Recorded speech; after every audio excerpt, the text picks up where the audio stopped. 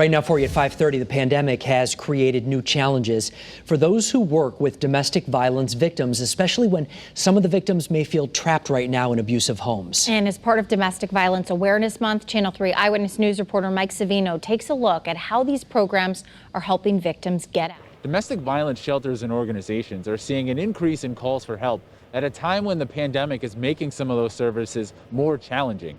But luckily, technology is helping to connect victims with advocates. Domestic violence is certainly exacerbated by the pandemic. When shutdowns started to contain coronavirus, experts raised concerns about domestic violence. 7 months later, they say we're seeing signs of domestic violence could be rising. The Connecticut Coalition Against Domestic Violence says calls to its statewide hotline are up 30%. Requests for services are up 5%, and time spent on calls is up 130%.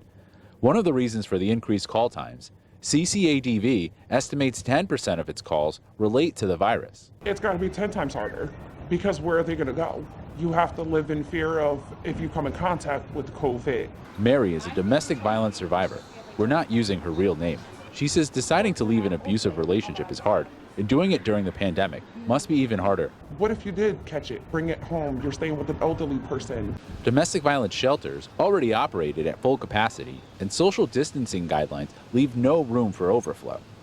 CCADV says demand for shelters is now 45% more than the available space. Its network of 18 organizations have spent $340,000 this year putting families in hotels. That's a completely unanticipated cost, and we don't anticipate it to be going away well into 2021. Jarmark is hoping the state will use some of its federal aid to help. CCADV launched its new CT Safe Connect portal last year, allowing victims to seek help by phone, email, text, or online chat. This leaves no record in your internet history. We're able to reach more victims. We're able to get more services to people who, we might not have been able to get before. From Glastonbury, Mike Savino, Channel 3 Eyewitness News.